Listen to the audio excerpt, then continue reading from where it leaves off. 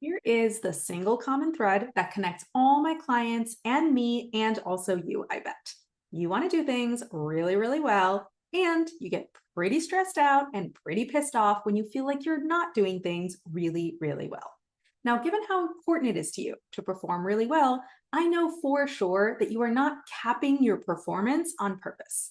But there's one tricky cognitive illusion that will inadvertently put a ceiling on your potential unless you know what it is, you know how to spot it, and you know how to navigate around it. Today, I'm going to tell you what that illusion is. I want to introduce you to a concept that I call above the line versus below the line. And I'm going to explain it to you in 7 points. By the way, I've got visuals to go along with all the points. So if you're listening on the audio, come watch the video so you can follow along. Point number 1, you have an automatic brain and a deliberate brain. If you've read Thinking Fast and Slow by Daniel Kahneman and Amos Tversky, you know that they call them System 1 and System 2. Your automatic brain does the vast majority of your mental processing. It gives you snap judgments and quick interpretations of everything that's happening around you. It keeps a steady stream of thoughts and emotions moving through your system like a spigot that can't be turned off. And on top of those automatic interpretations, it also gives you spontaneous action plans for what to do about your situation. And then it nudges you until you follow its action plans. And you, AKA your deliberate brain, mostly just go along with its suggestions. Your automatic brain is like the elephant, and you, your deliberate brain, are like the rider. You're mostly just riding along with slack reins, going wherever your elephant takes you. Point number 2. Your automatic brain, broadly speaking, tends to go into one of 2 states, which I call above the line or below the line. So your automatic brain generates thousands of thoughts and hundreds of emotions all day long. But broadly speaking, all those thoughts and all those emotions can be categorized into one of these 2 states, above the line and below the line. Below the line is when your brain detects a threat and activates its protective mechanisms, things like fight or flight or freeze or fawn or flop, etc., etc. Above the line is when your brain does not detect a threat, and therefore it doesn't activate any protective mechanisms. And what's left over when you're not in a protective, threatened state is what I like to call flow. This is your true self, your wisest self, the version of you that does your best thinking and problem solving. I'm going to talk more about this in point number 5, but now let's just move on to point number 3. Point 3. There's simple patterns to what your brain tends to do when it's below the line or in a threatened state. So when it's in a threatened state, your brain tends to make 2 crucial decisions to figure out how to deal with the threat that's in front of it. First decision is, are we deploying more energy? Are we hitting the gas? Or are we deploying less energy? Are we hitting the brakes? The second decision is, are we moving towards the threat? Or are we moving away from the threat? And as you can see, you can take these 2 decisions and put them into a 2x2. So if the threat you were facing was a tiger, the breakdown of your possible responses might look like this.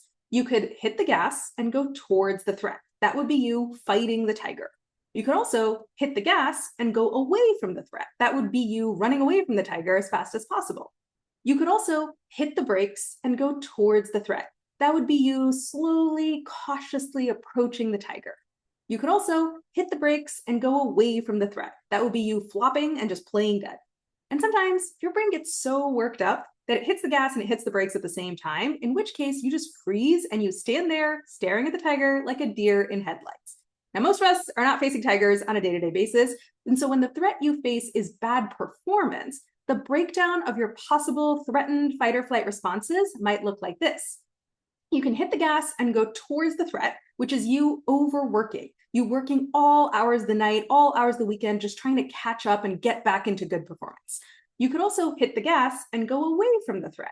That's you procrastinating. That's you doing anything and everything you can possibly imagine except for the actual work that needs to be done. You can also hit the brakes and go towards the threat. That's you trying in this like half-hearted, defeated kind of a manner where you're like telling yourself it's impossible the whole time, but you're just kind of going through the motions trying to do the work. Or you can also hit the brakes and move away from the threat. That's you giving up. You just feel heavy and low and depressed, and you just don't even try. You give up before you begin.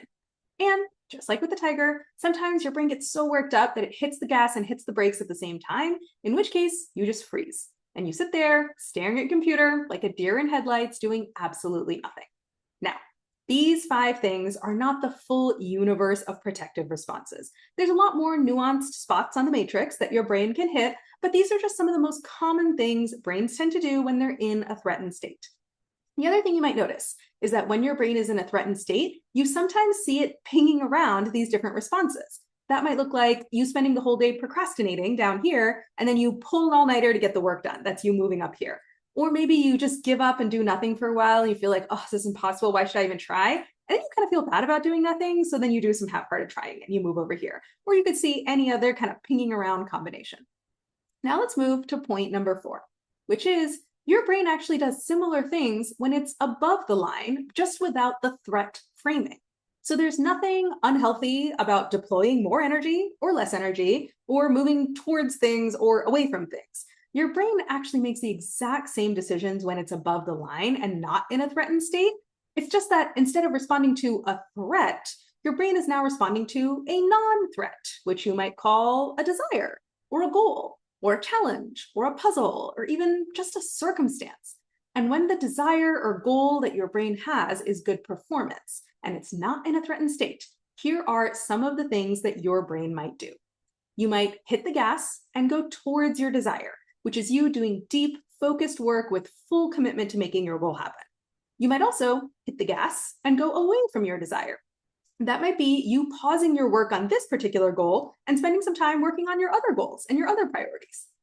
You might also hit the brakes and go towards your desire. That's actually you thinking strategically, does this actually need my 100% effort, or what are the 80-20 opportunities here? What's the good enough effort that I can put forth so I don't overinvest where it's not needed? You can also hit the brakes and go away from your desire, which is you stepping away, taking a break, and truly, truly resting.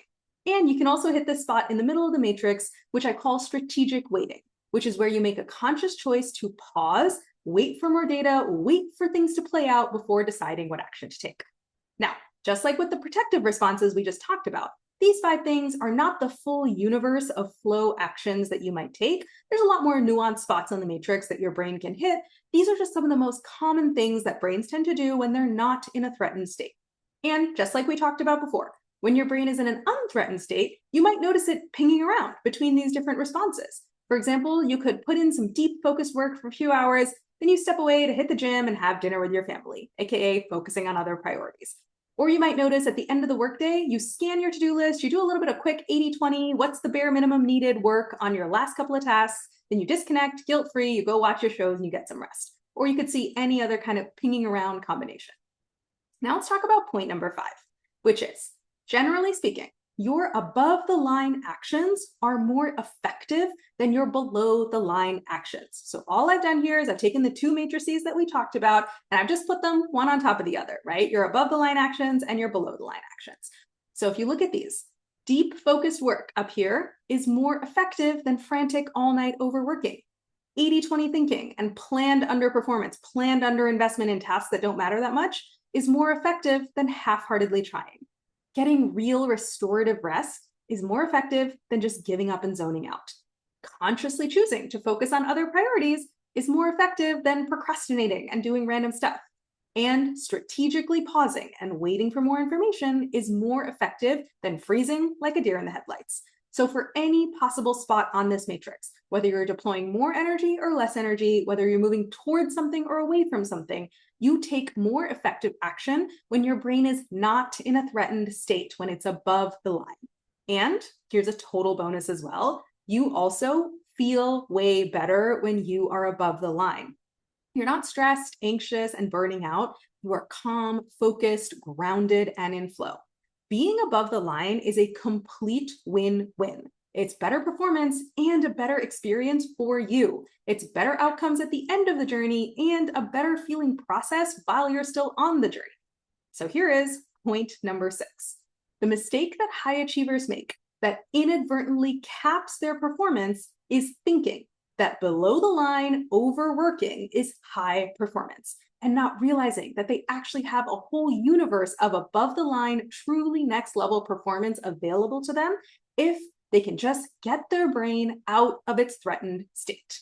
If you stay in the overworking quadrant down here for the sake of good performance, not only will you burn out from the strain of being in fight or flight for days and weeks and months at a time, you won't even be delivering your best performance. The blessing and the curse of many high achievers is that you do quite good work even when you're below the line. What you can get done when you're below the line overworking might be beyond what someone else can get done when they're above the line doing deep focused work.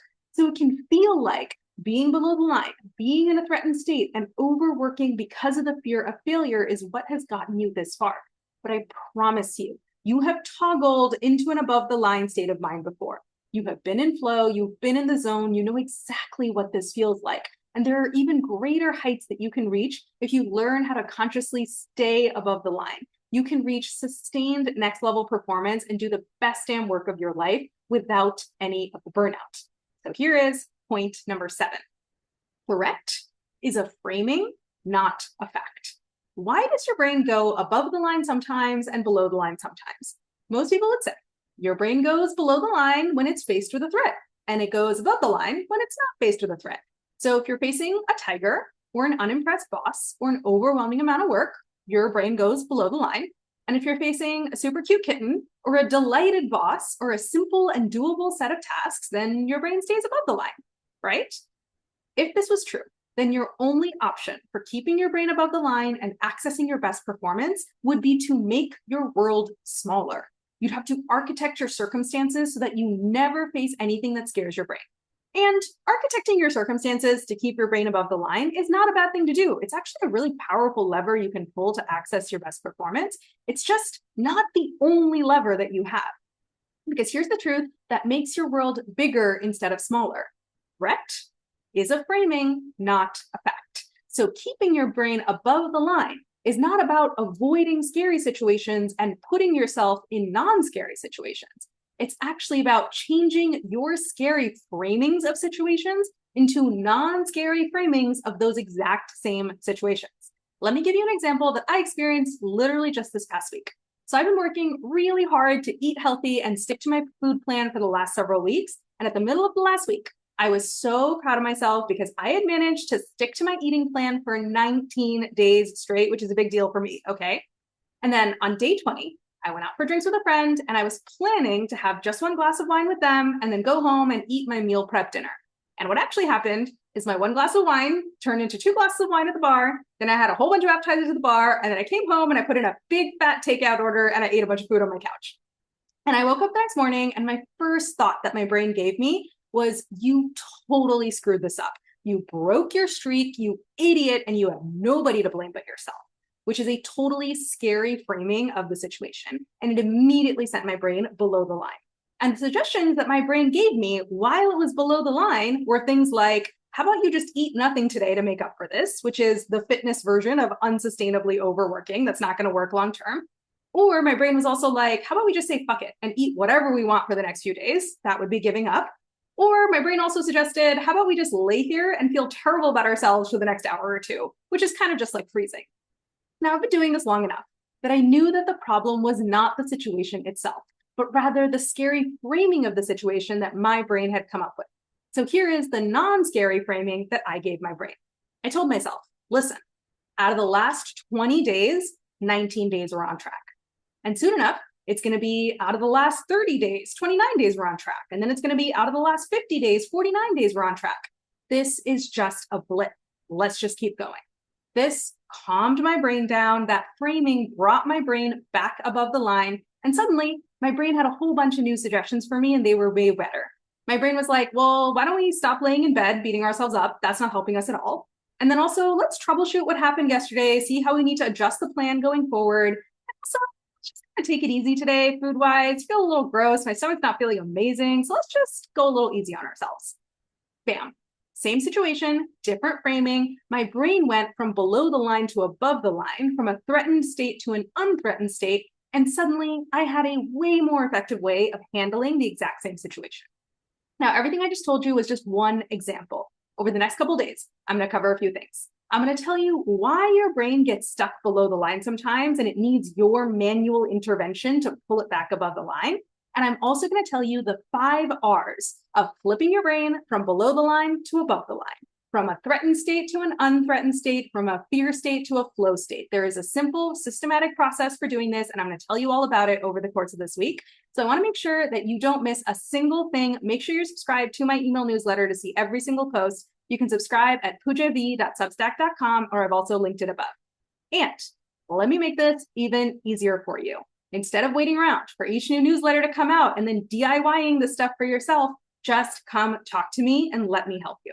You can drop by anytime for a no strings attached coffee chat.